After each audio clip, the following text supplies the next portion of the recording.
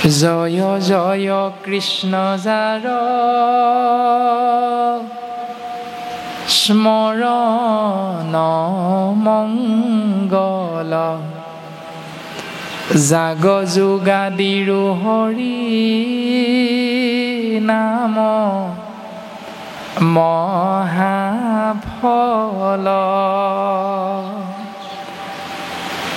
অহেনয় পৰমানন্দ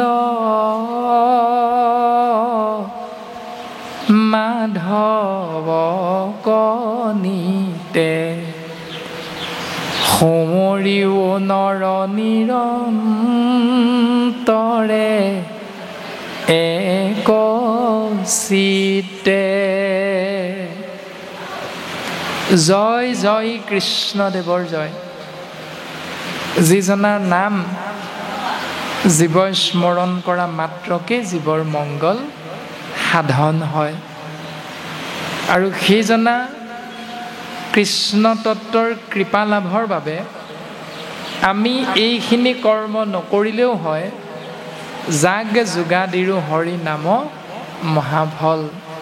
কিয়নো গুৰুজন বৈষ্ণৱে আমাক দৰ্শন দিছে যে গু কোটি দানং গ্ৰহণেশ কাশী মাগে প্ৰয়াগে যদি কল্পবাসী সুমেৰু সমান সুবৰ্ণ দানং ন তুল্যং গোবিন্দ নাম। 1 কোটি গাই যদি ব্ৰাহ্মণক দেও দান, ব্ৰাহ্মণক যদি দান দিয়া যায়, যিমান পুণ্যৰ গৰাকী হবা সেই জীৱ আত্মা। সূৰ্যগ্ৰহণ চন্দ্ৰগ্ৰহণৰ সময়ত 1 পষেক মান যদি কাশী বৃন্দাবন গয়া প্ৰয়াগ আদি তীৰ্থক্ষেত্ৰত ভ্ৰমণ কৰি আহাগৈ, যিমান পুণ্যৰ তুমি গৰাকী হবা।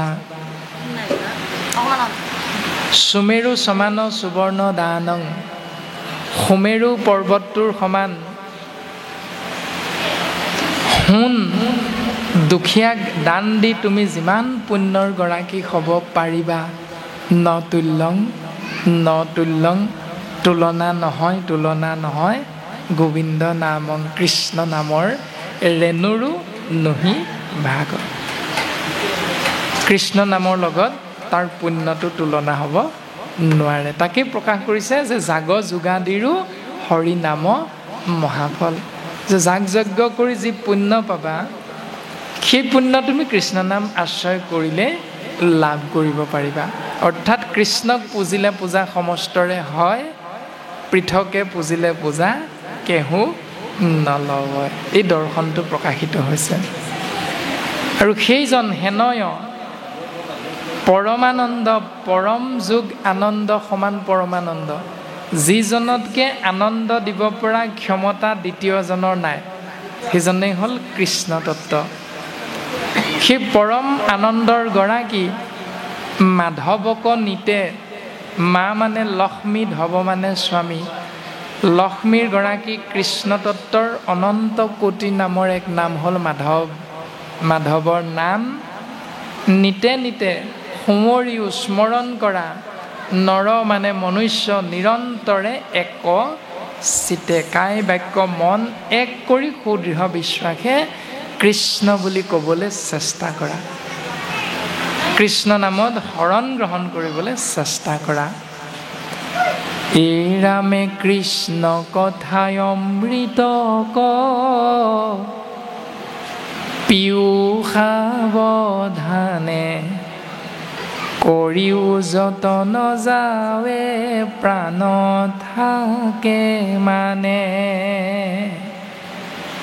ঘোৰ কলি যুগে মলমতি মনুষ্যৰ, নাহিয়ান ধৰ্ম হৰি ভকতি তপৰ। সেই কৃষ্ণ নাম অমৃত,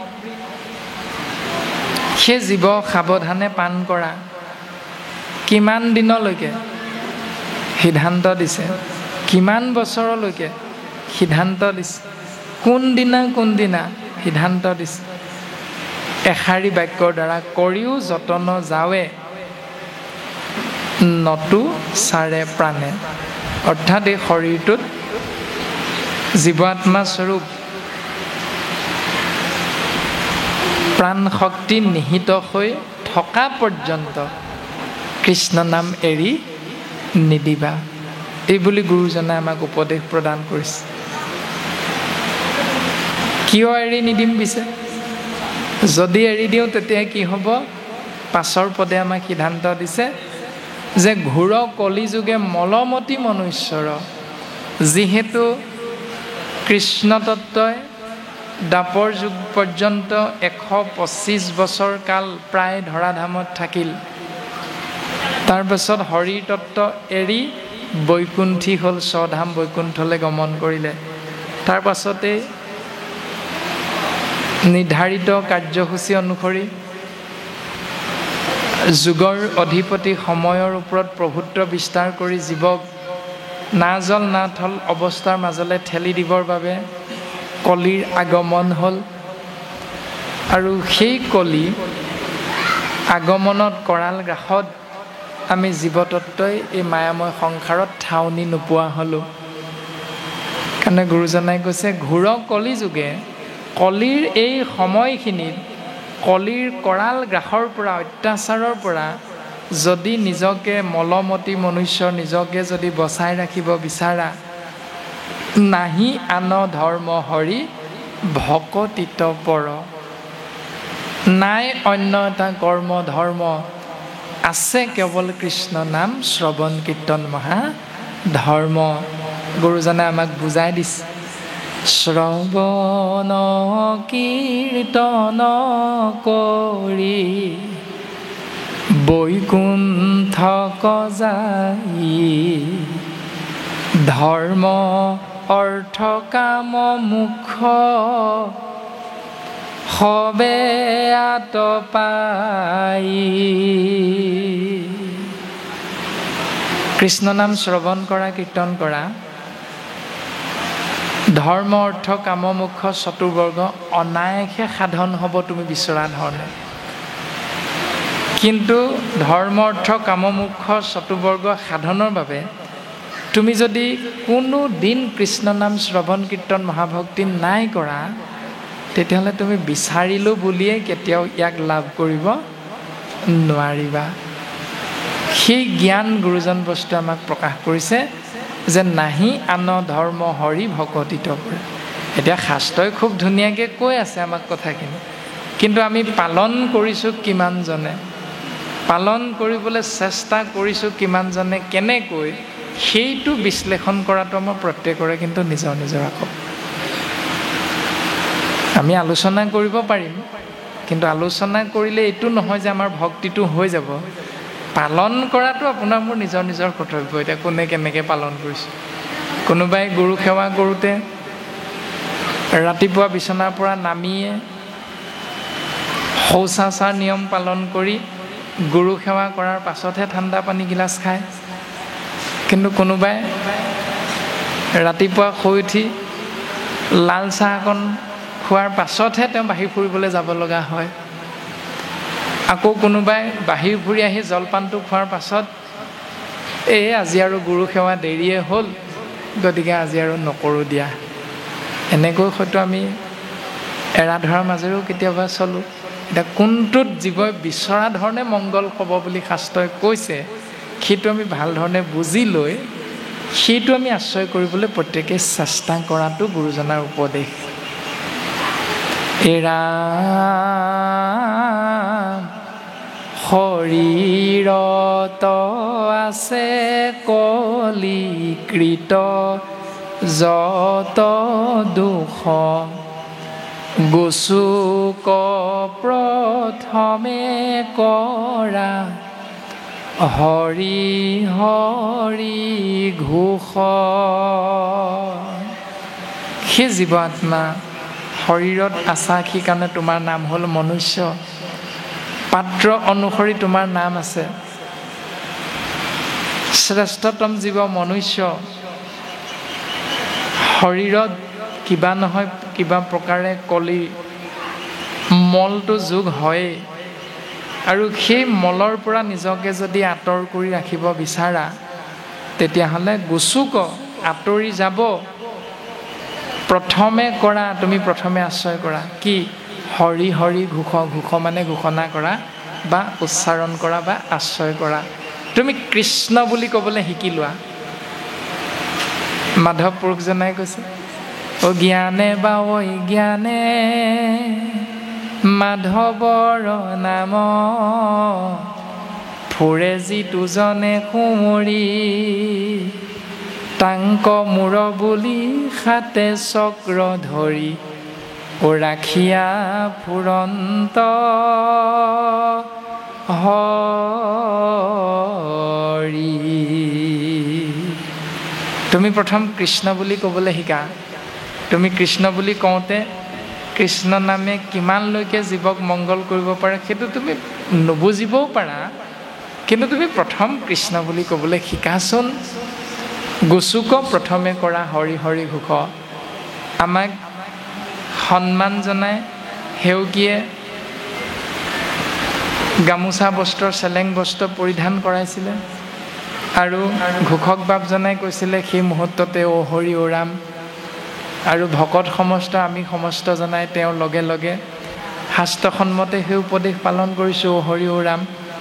এতিয়া এনেধৰণে পালন কৰাৰ পাছতো কলিৰ কৰাল গ্ৰাসৰ পৰা আমি নিজকে আঁতৰাই আনিব পাৰিছোঁ নাই আকৌ এইটো নিজেহে বুজি পাম।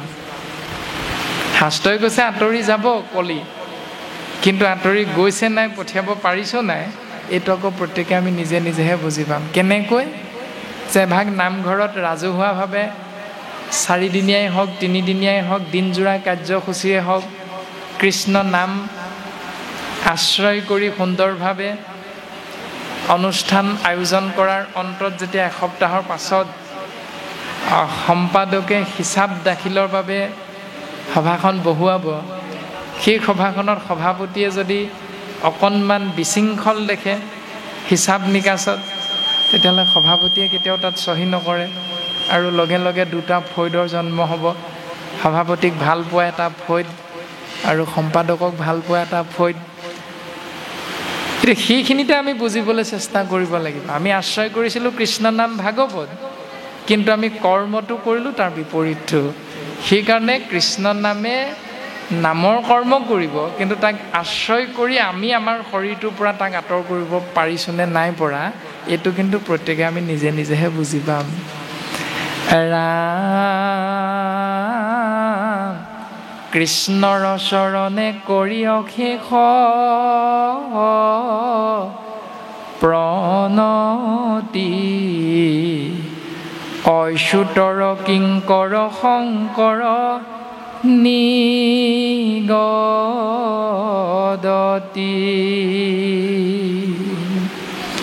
সেইজন পৰম পুৰুষ প্ৰভু ভগৱন্ত কৃষ্ণ তত্বৰ চৰণত হাজাৰ হাজাৰ বাৰ কোটি কোটি বাৰ সেৱা নিবেদন কৰিছে।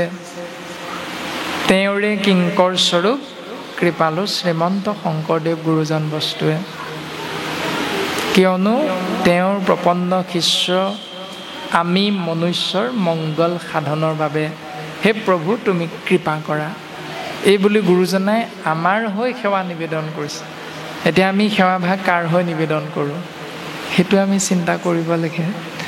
এনেধৰণে প্ৰথম পদবন্ধে আমাক মংগলাচৰণৰ বিষয়বস্তুৰ বিষয়ে আংশিক জ্ঞান প্ৰদান কৰিছে যে যদি মংগল বিচাৰা হে জীৱ, তেতিয়াহ'লে আচৰণটো তেনেধৰণে কৰা যেনেধৰণে শাস্ত্ৰৰ পদে আমাক জ্ঞান দিবলৈ চেষ্টা কৰিছে। মংগল যোগ আচৰণ সমান মংগলাচৰণ। আচৰণটো কাৰ দ্বাৰা হ'ব? বাক্যৰ দ্বাৰা হ'ব। আচৰণটো কাৰ দ্বাৰা হ'ব? মনৰ দ্বাৰা হ'ব। আচৰণটো কাৰ দ্বাৰা হ'ব? হাতখনৰ দ্বাৰা হ'ব, যাক আমি স্বভাৱ বুলি কওঁ। পিতৃৰ বয়সৰজনৰ আপুনি আমি কেনেকৈ সন্মান জনাম? আজি প্ৰত্যেকজনে বাপৰ গৃহত উপস্থিত হৈ কৃষ্ণ নাম শুনি থকাৰ বাবে ইজনে সিজনক কৃষ্ণ বাপ, কৃষ্ণ এগৰাকী বুলি কৈ আমি সন্মান জনাইছোঁ। আজিৰ পৰা যদি এসপ্তাহৰ পাছত ইয়াৰে 2জন বাপৰ হঠাৎ বাটতে কিবা এটা কথাত কাজিয়া লাগে, তেতিয়া কি হ'ব পিছে? তেতিয়া আমি স্বভাৱটো মনটোক পঠিয়াই দিব লাগিব যে তিলক ৰাজবংশী বাপৰ ঘৰত সেইদিনা আমি কৃষ্ণ কথা দুইজনে শুনিছিলোঁ, কিন্তু দুইজনে কৃষ্ণ কথা শুনোতে আমি বুজি পাইছিলোঁ যে এজনে অন্যজনক এনেকৈ উচ্চ বাচ্য প্ৰয়োগ কৰাটো অপৰাধ। সেইকাৰণে ভাব কৃষ্ণ ভুলটো আমাৰে হ'ল, আপুনি বেয়া নাপাব, এইবাৰ কাৰণে আমাক ক্ষমা দিব। এই বুলি যদি কোনোবা এজনে এই কথাটো মনত পেলায়, মনেৰে কথাটো চিন্তা কৰি ঈশ্বৰৰ নামত শৰণ লৈ দিয়ে তৎমুহূৰ্ততে, তেতিয়া ইফালৰ জনে বোলে কৃষ্ণ বাব আপোনাৰ ভুল নহয়, আমাৰহে ভুল আছিল। এনেধৰণে অমীমাংসিত সেই ঘোষণাটো তৎক্ষণাত মীমাংসিত হৈ যায়। এইটো কৃষ্ণ নামৰ মহিমা। এটা আশ্ৰয় কৰিম নে নকৰিম এসপ্তাহৰ পাছত, বা এনেধৰণে আমি কৃষ্ণ নাম আশ্ৰয় কৰোঁতে সেই ব্যৱস্থাটো প্ৰত্যেকেই পালন কৰোঁ নকৰোঁতো আমি প্ৰত্যেকে নিজে নিজেহে বুজি পাম। এতিয়া কিন্তু শাস্ত্ৰই আমাক সুন্দৰভাৱে উপদেশ দিছে, পালন কৰাটো আমাৰ প্ৰত্যেকৰে নিজৰ নিজৰ দায়িত্ব আৰু কৰ্তব্য। ভাগৱত ধৰ্মৰ বিষয়বস্তু। ৰাম দ্বিতীয় স্কন্ধৰ কথা শুনিও উৎসুকে, নৃপতিৰ প্ৰশ্ন পাছে শুনি মুনি সুকে। দ্বিতীয় স্কন্ধত পৰ্যন্ত কৃপালু শ্ৰীমন্ত শংকৰদেৱ গুৰুজনাই সংক্ষিপ্ত ৰূপত মূল সংস্কৃতৰ পৰা হাৰ উদ্ধাৰ কৰি আনি প্ৰকাশ কৰিবলৈ যাওঁতে যি প্ৰশ্নৰ অৱতাৰণা হৈছে অভিশপ্ত ৰাজা পৰীক্ষিতৰ পদ্মমুখ খন্তে মহামানী শুকগুৰুৰ চৰণত, সেই প্ৰশ্ন শুনি শুকগুৰুৱে প্ৰশ্নৰ উত্তৰ দিবলৈ আগবাঢ়িছে যে দ্বিতীয় স্কন্ধৰ কথা শুনিও উৎসুকে, নৃপতিৰ প্ৰশ্ন পাছে শুনি মুনি সুকে। এতিয়া নৃপতি মানে কাৰ কথা কৈছে? ৰজা পৰীক্ষিতৰ কথা কৈছে। আৰু পৰীক্ষিতেনো এতিয়া কি প্ৰশ্ন কৰিছিল, কিয় প্ৰশ্ন কৰিছিল? আমাৰ সমস্ত জনাৰে কম বেছি পৰিমাণে জ্ঞাত যে পঞ্চপাণ্ডৱ, তৃতীয় পাণ্ডৱ অৰ্জুনৰ পুত্ৰ হ'ল অভিমন্যু, অভিমন্যুৰ ভাৰ্যা হ'ল উত্তৰা, উত্তৰাৰ গৰ্ভত অভিমন্যুৰ ঔৰসত পাণ্ডৱৰ নাতি জন্ম হৈছে, নাম হ'ল পৰীক্ষিত। এনে এজন মহান ভকত যিজনে মাতৃ উত্তৰাৰ গৰ্ভতে ভগৱন্তৰ বিষ্ণু ৰূপটো দৰ্শন পাইছিল ব্ৰহ্মাস্ত্ৰৰ আঘাতৰ পৰা ৰক্ষা পাবৰ বাবে। আমি চমুকৈ কথাটো মাত্ৰ আওতালে আনিহে দিয়া হৈছে, যাৰ বাবে পৰীক্ষিতৰ প্ৰথম নামটো হ'ল বিষ্ণুৰাত। মাতৃগৰ্ভত ঈশ্বৰক দৰ্শন পাইছিল, বিষ্ণু ৰূপটো দৰ্শন পাইছিল, সেইকাৰণে প্ৰথম নাম হ'ল বিষ্ণুৰাত। আৰু কালক্ৰমত পৰীক্ষিত নামে জনাজাত হৈছে এই কাৰণেই, সংসাৰলৈ আহি বিষ্ণুৰাত নামৰ হৰিধাৰী সেই দেৱশিশুটিয়ে সন্মুখত যাকেই লগ পাইছে, জনা নজনা বুজা নুবুজাৰ মাজেৰে এটাই চিন্তা কৰি সূক্ষ্ম দৃষ্টি প্ৰদান কৰে সেই ব্যক্তিজনক যে মাতৃগৰ্ভত দেখা সেই ৰূপটোৰ গৰাকীজন আজি মই কথা পতা সন্মুখত উপস্থিত হোৱা এই বাপজন নেকি? এইজনেই আছিল নেকি মই মাতৃগৰ্ভত দেখা সেই ৰূপৰ গৰাকীজন? এনে ভাৱনাৰে সন্মুখত লগ পোৱা প্ৰত্যেক বাপ আইকে পৰীক্ষিতে মানে বিষ্ণুৰাতে সূক্ষ্ম দৃষ্টিৰে পৰীক্ষা নিৰীক্ষা কৰিছিল। সেইকাৰণে কালক্ৰমত তেওঁৰ নাম হ'ল পৰীক্ষিত। আৰু এনেধৰণে পৰীক্ষিতে এটি অপৰাধ কৰ্ম কৰিছে। শ্ৰমিক নামৰ এজন ধ্যানমগ্ন হৈ থকা অৰণ্যৰ মাজত ঋষিৰ লগত হৰিণৰ পাছে পাছে দৌৰোঁতে দৌৰোঁতে পিয়াহত অণ্ঠকণ্ঠ শুকাই যেতিয়া শ্ৰমিক মুনিৰ আশ্ৰমত উপস্থিত হৈছিল, পানী বিচাৰিছিল। ধ্যানমগ্ন মুনিয়ে পানী দিম নিদিম তাৰ উত্তৰ নিদিলে, সমিধান নিদিলে। তাতে ৰাজা অতি ক্ৰোধ উপজিল, খং উঠিল আৰু মৃত সৰ্প মুনি কণ্ঠে দিলন্ত মেৰাই ওচৰতে পৰি থকা এটি মৃত সৰ্প ধ্যানমগ্ন মুনিৰ গলত ধনুৰ আগেৰে আনি মেৰিয়াই দিলে। আৰু সেই কথাটো শ্ৰমিক মুনিৰ পুত্ৰ শৃংগী মুনিয়ে গম পালে লগৰীয়াৰ পৰা। তৎক্ষণাৎ যিজনে সেই অপকৰ্মটো কৰিছিল তেওঁক 7 দিন 7 ৰাতিৰ মূৰত সেই সৰ্পৰে ৰজা তক্ষকে দংশন কৰিব আৰু মৃত্যু সাৱটি ল'ব লাগিব, এই অভিশাপ প্ৰদান কৰিছে। আৰু এই অভিশাপ পৰীক্ষিতে গম পোৱাৰ লগে লগে পৰীক্ষিত মৰ্মাহত হৈছে যে কি কৰিম, ক'লৈ যাম, কেনেকৈ মংগল সাধন হ'ব। ভাবি থাকোঁতেই তেৰাৰ কাষত আহি 60,000 ঋষিমুনিৰ উপস্থিত হৈছে। আৰু সেই 60,000 ঋষিমুনিৰ আগত ৰজা পৰীক্ষিতে তেওঁৰ মনৰ ভাৱনা মংগলৰ অৰ্থে প্ৰশ্নভাগী প্ৰকাশ কৰিছে। আৰু সেই একেভাগী প্ৰশ্নকে মহামানী শুকগুৰুৰ চৰণতো প্ৰকাশ কৰিছে, যিটো কথা বৰ্তমান পদে ক'লে যে নৃপতিৰ প্ৰশ্ন পাছে শুনি মুনি শুকে। এতিয়া নৃপতিৰ প্ৰশ্নটো কি, তাৰ পৰা আমি জানিব লগা কি, আমি বিচাৰি পোৱা কি তত্ত্ব আছে, প্ৰথম স্কন্ধৰ শেষৰ ফালে প্ৰশ্ন প্ৰকাশ হৈছে। ৰাম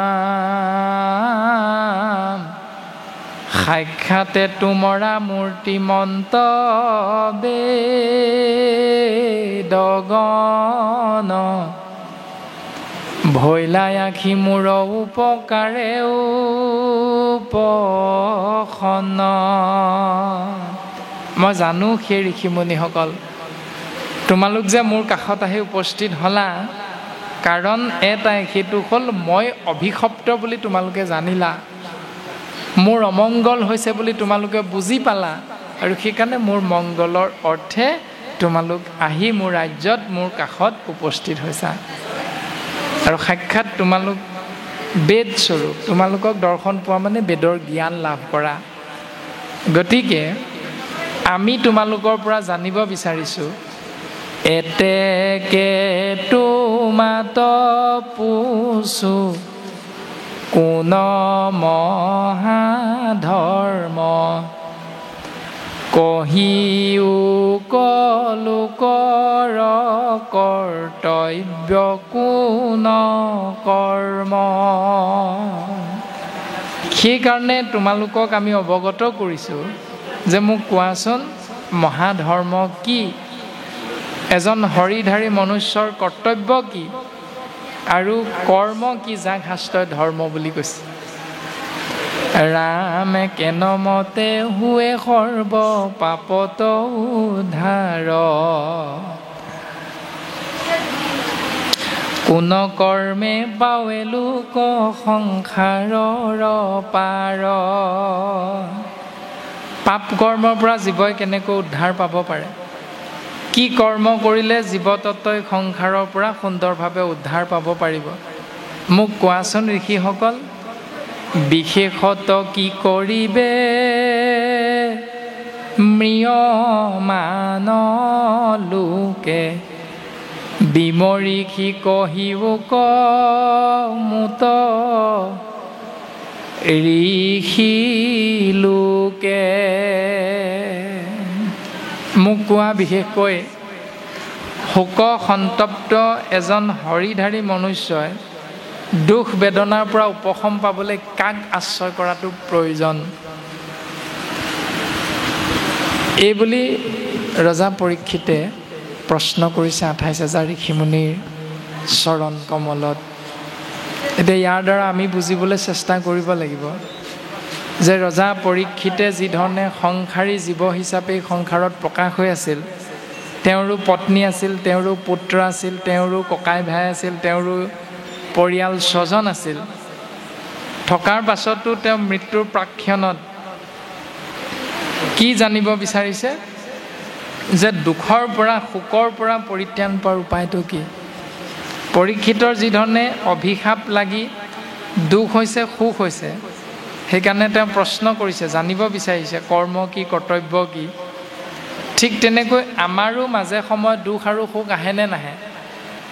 ভাগৱতনো আমাক কেনেধৰণে কৈছে, ৰজা পৰীক্ষিতে জানিব বিচাৰিলত মুনিসকলেনো কি বুলি উত্তৰটো দিলে। ৰাম শুনি মুনি সবে বোলে যাৰ যেন মতি, কেহু বোলে তপতে পৰম পাই গতি।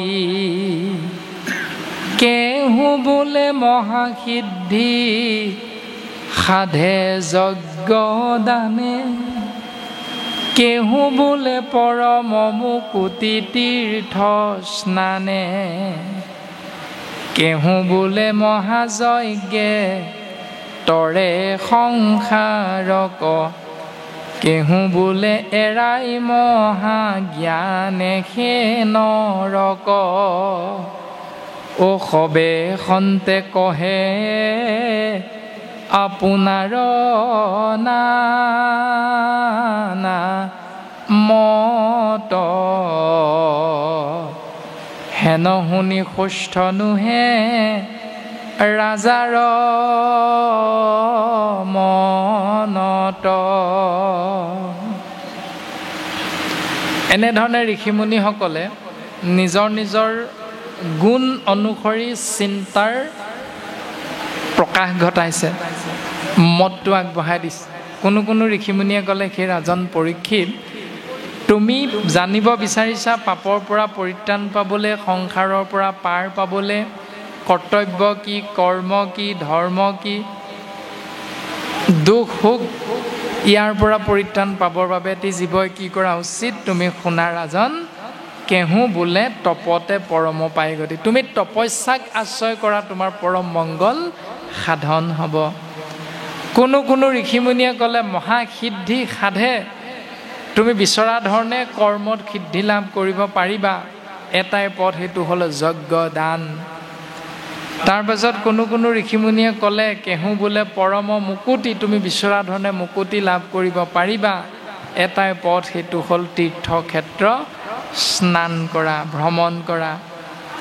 কোনোৱে ক'লে, তুমি মহাযজ্ঞৰ দ্বাৰা সংসাৰৰ পৰা পৰিত্ৰাণ পাব পাৰিবা।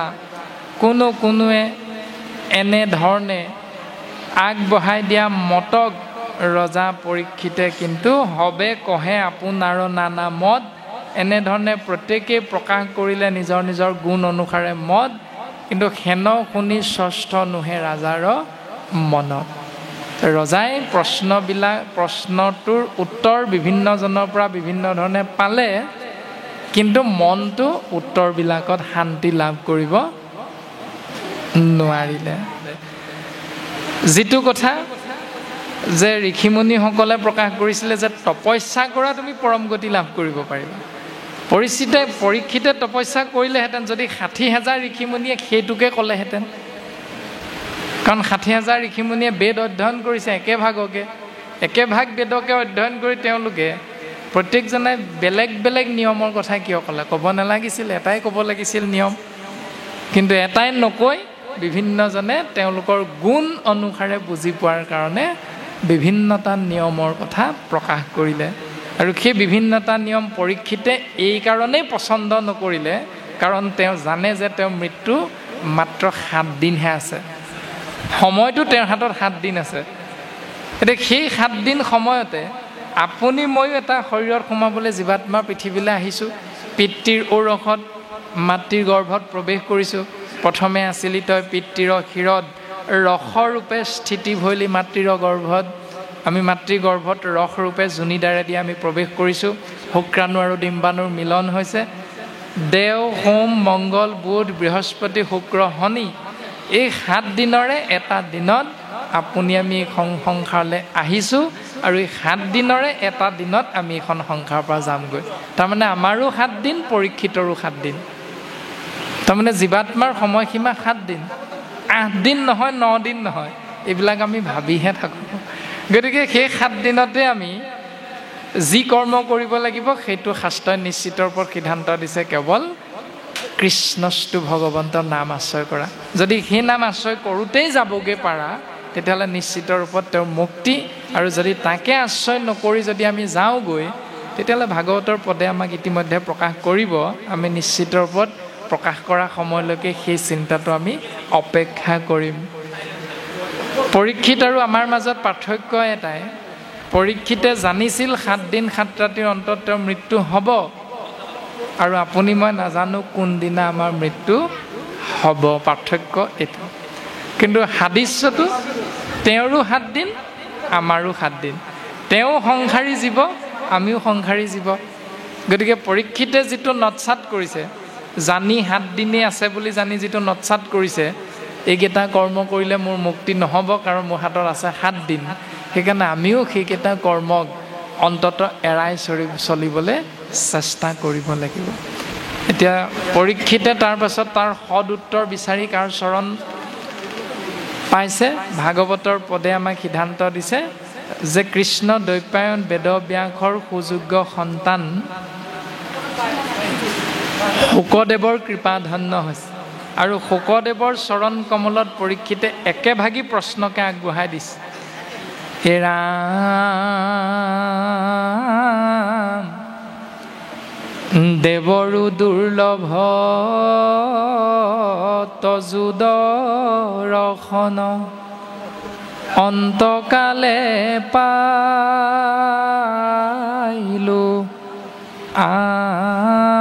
আমি, আন হেতু নাই কৃষ্ণৰে খে কৃপা, কিনো ভৃত প্ৰিয় স্বামী। দেৱতায়ো যাক দৰ্শন পাবলৈ বিচাৰিলে সাক্ষাৎ দৰ্শন পাব নোৱাৰিবও পাৰে, সেইকাৰণে কৈছে দেৱৰো দুৰ্লভ। দেৱতায়ো যাক বিচাৰিলে নাপায়। তেনেহেন সেই মহামুনি শুকদেৱ তজু দৰ্শন, তোমাৰ দৰ্শন আমি পাই গ'লোঁ। কেনেকৈ? আমি যে আশ্ৰয় কৰোঁ এজন ভকতৰ আগমন হ'লে আমাৰ গৃহত এজোকা ঘোষা, আজি মোৰ গৃহ তীৰ্থটো অধিক, পবিত্ৰ ভৈলায়া শেষ, যিহেতু সাক্ষাতে জগতৰ গুৰু, আপুনি ভৈলা প্ৰৱেশ ৰাম, আপুনি ভৈলা প্ৰৱেশ।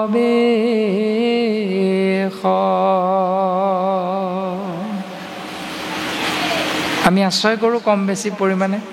তাৰপাছত বলিনী গদতি যদুপতি ৰাম ৰাম ৰাম ৰাম ৰাম, কিনো কৃপা মোক কৰিলাহা নাৰায়ণ, দেৱৰো দুৰ্লভ আতিশয় ৰাম ৰাম ৰাম ৰাম ৰাম, গৃহতে থাকিয়া দেখিলোঁ তজু চৰণ। দেৱৰো দুৰ্লভ, বলিনী গদতি। এতিয়া মহাভক্ত বলিৰ দ্বাৰা প্ৰকাশিত হৈছে যে হে প্ৰভু, গৃহত থাকিয়ে তোমাৰ দৰ্শন পালোঁ, মোৰ আজি কি সৌভাগ্য। পৰীক্ষিতেও প্ৰকাশ কৰিছে যে মোৰ আজি কি সৌভাগ্য, 60,000 ঋষিমুনিক পাইছোঁ, তেওঁলোকৰ পৰা সদ উত্তৰ নাই পোৱা যদিও হে গুৰুদেৱ, মই তোমাৰো কৃপা ধন্য হৈছোঁ। গতিকে তুমি মোক কোৱাচোন যে ৰাম, তোমাৰ চৰণে মৰণ সময়, পচুহো প্ৰভু সাম্প্ৰত, ম্ৰিয়মানৰে সদায় কি কৰ্ম, কৰিবে ইটো লোকত। এই সংসাৰত দুখ সুখৰ মাজত অৱস্থান কৰা এটি শৰীৰধাৰী মনুষ্য নামৰ জীৱতত্বই দুখ আৰু সুখৰ পৰা পৰিত্ৰাণ পাবলৈ কি কৰ্মক ধৰ্ম হিচাপে আশ্ৰয় কৰাটো অতিকৈ প্ৰয়োজন। হে গুৰুদেৱ, মই জানিব বিচাৰিছোঁ, মোক তুমি জ্ঞান দিয়া, মাৰ্গ দৰ্শন কৰোৱা। এতিয়া শুকগুৰু আগমনৰ বাবে ৰজা পৰীক্ষিতে ধন্যবাদটো কাক দিছে? আন হেতু নাই কৃষ্ণৰেখে কৃপা, কিনো ভৃত্য প্ৰিয় স্বামী। আন হেতু মানে কাৰণ। আপুনি যে আমাৰ গৃহত আহি উপস্থিত হ'ল, ইয়াৰ কাৰণ বেলেগ একো নাই।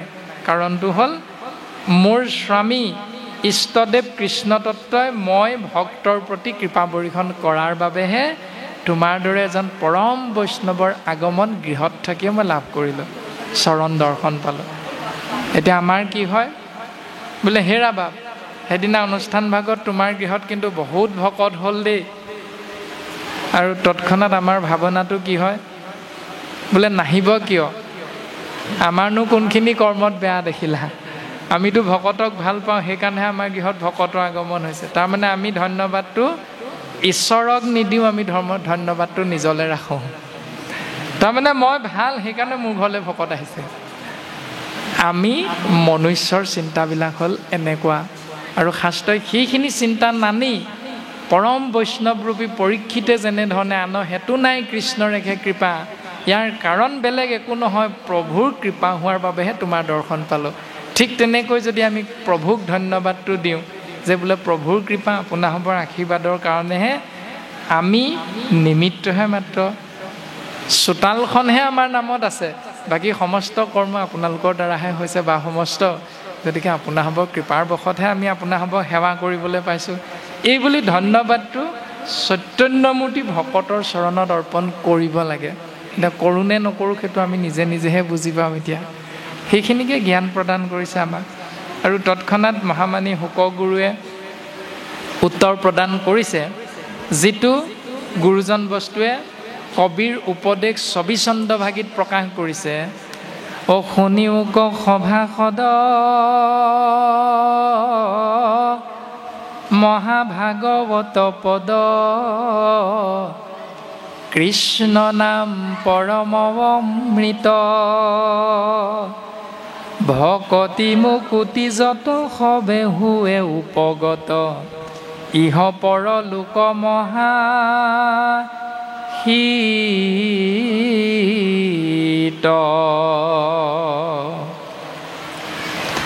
পূৰ্বত নজানে কেৱে পৃথিৱীত শুকদেৱে, কলিযুগে কৰিলা প্ৰচাৰ, বিচাৰি নিশ্চয় কৰি পিয়াৱা কৰ্ণ ভৰি, মহা মহা ভাগ্য আছে যাৰ।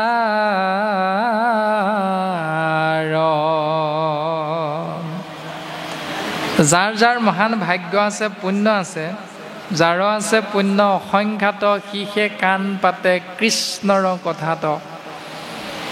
তাৰমানে আমি কৃষ্ণ নাম শুনিবলৈও আমাক পুণ্যৰ প্ৰয়োজন। সেই পুণ্য যাৰ যাৰ আমাৰ যোগ হৈ আছে, সেই পুণ্যৰ বলতহে আমি পৰম পিতৃ কৃষ্ণ তত্বৰ নাম পুনশ্চ ভকতৰ সংগ আমি আশ্ৰয় কৰিব পাৰিম। আৰু এই কথাটো পূৰ্বতো নজানে কেৱে, পূৰ্বতে কোনেও জনা নাছিল, মাত্ৰ পৃথিৱীত এজনেহে জানিছিল, সেইজন হ'ল শুকদেৱ। কাৰ কৃপাত? তেওঁৰ পিতৃ ব্যাসদেৱৰ কৃপাত। আৰু জানি কলিযুগত জীৱৰ মংগলৰ অৰ্থে শুকগুৰুৱে প্ৰচাৰ কৰি থৈ গৈছে, ৰজা পৰীক্ষিতক পৰম মুকুতি প্ৰদানৰ জৰিয়তে। সেইকাৰণে বিচাৰি নিশ্চয় কৰি সেই জীৱতত্ব তোমালোকে বিচাৰ কৰা আৰু নিশ্চিত ৰূপত আশ্ৰয় কৰা। কি পিয়া পান কৰা, কেনেকৈ কৰ্ণ ভৰি ভৰি, মহা মহা ভাগ্য আছে যাৰ, যাৰ যাৰ মহান ভাগ্য আছে। এতিয়া শাস্ত্ৰই কৈছে যাৰ যাৰ মহান ভাগ্য আছে, তাকে যদি চিন্তা কৰোঁ, আমি যে আজি কৃষ্ণ নাম শ্ৰৱণ কৰিবলৈ, কীৰ্তন কৰিবলৈ সৌভাগ্যৱন্ত হৈছোঁ, তাৰমানে আমাৰো কোনোবা এটা জন্মত ৰাখি ৰাখি পুণ্য জমা হৈ আছে। সেইকাৰণে আমি সমস্তজনে আজি ভকতৰ সংগ পাইছোঁ, আৰু সেউকীয়েও ইমান ভকতৰ চৰণৰ ধূলা পাইছে, আৰু লগতে আমিও এজনে অন্যজনক কৃষ্ণ বুলি সম্বোধনেৰে, কৃষ্ণ নামেৰে সেৱা কৰাৰ সৌভাগ্যৱন্ত হ'ব পাৰিছোঁ। অ সমস্তে শাস্ত্ৰৰ মত, বেদ বেদান্তৰ তত্ত্ব, কৃষ্ণেকে পৰম ইষ্ট দেৱ, ও পূজে যাক ব্ৰহ্মা হৰে, কোননো পামৰণৰে, তাংক আশী নকৰিবে সেৱৰা। তাংক আশী নকৰিবে সেৱ। সমস্ত শাস্ত্ৰৰ মত এটাই, সেইটো হ'ল কৃষ্ণই হ'ল জীৱৰ পৰম ভজনীয় তত্ত্ব, উপাস্য তত্ত্ব। যিজনক পূজা কৰি থাকে, চিন্তা কৰি থাকে সদা সৰ্বদা ব্ৰহ্মা, হৰে, হৰে মানে শিৱ, তেনেকুৱা দুজনে সেৱা কৰা সেইজন ইষ্টদেৱক কোননো পামৰ নৰে। এনেকুৱা কোন পাপী মনুষ্য আছে যি তাং কোৱাখিন নকৰিবে সেৱ তেওঁক সেৱা কৰিবলৈ ইচ্ছা প্ৰকাশ নকৰে যাৰ নাম লৈলে মাত্ৰ যজ্ঞ কৰিবাৰ পাত্ৰ হুৱাতি ম্লেচ্ছ অন্তৰ্জাতি ম্লেচ্ছ হ'লেও অন্ত্য জাতি হ'লেও যাৰ নাম লোৱা মাত্ৰকে তেওঁ যজ্ঞ কৰিবৰ উৎকৃষ্টতম পাত্ৰলৈ তেওঁ উত্তৰণ হ'ব পাৰে নভজিয়া কেন দেৱ আনকেহে কৰে সেৱ সিজন জানা আত্মঘাতী এতিয়া আত্মঘাতী ইংৰাজীত হ'ল ছুইচাইড ছুইচাইড মানে অসমীয়াত আত্মঘাতী এতিয়া আমাৰ স্বাভাৱিক চিন্তাটো নেখাবলগীয়া খাদ্য খাই মৰাজন ছুইচাইড কৰিছে নকৰিব লগা কৰ্ম কৰাজনে ছুইচাইড কৰিছে এতিয়া শাস্ত্ৰই কৈছে যিমানে যিমানে কৃষ্ণ নামৰ পৰা আঁতৰি থাকিম সিমানে সিমানে শাস্ত্ৰৰ শব্দটোৰ নাম কৈছে ছুইচাইড মানে আত্মঘাতী এতিয়া আমি কিমান কিমান কৃষ্ণ নামৰ পৰা জীৱনটো আঁতৰাই আঁতৰাই ৰাখিছোঁ ছুইচাইড কৰিছোঁ কোন দিনা আমি ছুইচাইড কৰিছোঁ সেইটো আমি প্ৰত্যেকে নিজে নিজেই বুজি পাই যাম যে অন্য দেৱী দেৱ নকৰিবা সেৱ গৃহ নপশিবা তাৰ মূৰ্তিকো নাচাইবা প্ৰসাদো নাখাইবা ভক্তি শৈৱ ব্যভিচাৰ ভক্তিত ব্যভিচাৰ হয় অন্য দেৱী দেৱৰ মূৰ্তি যদি আমি আশ্ৰয় কৰোঁ একান্ত ভকতে ভক্তি মাৰ্গেৰে এটি জীৱাত্মাৰ মংগল বিচাৰিব লাগে ঈশ্বৰৰ চৰণত সেইটো হ'ল কৃষ্ণ নাম আশ্ৰয় কৰা সেইকাৰণে ভাগৱতে আমাক সিদ্ধান্ত দিছে নালাগে ভক্তিত দেৱ দ্বিজ ঋষি শুইব নালাগে সম্ভৃত শাস্ত্ৰ বিস্তৰ জানিব তপ জপ তীৰ্থ ব্ৰত হবে বিড়ম্বন কেৱল ভক্তিতে তুষ্ট হুন্ত নাৰায়ণ ভগৱন্ত ভক্তিত সন্তুষ্ট হয় তেওঁৰ বিদেহী আত্মাৰ সদ্গতিৰ অৰ্থে ভগৱন্তক সন্তুষ্ট কৰিব লাগিব একমাত্ৰ মাৰ্গ হ'ল তেওঁৰ নামত আমি নিজকে অৰ্পণ কৰি দিয়া এতিয়া সেইটোতো আমি নাই কৰা এতিয়া কৰিব লাগে নে নালাগে বা আমি লোৱা সিদ্ধান্তখিনি শুদ্ধ হৈছেনে নাই হোৱা সেইখিনিও আমি চিন্তা কৰিলে শাস্ত্ৰসন্মতে উত্তৰ পাই যাম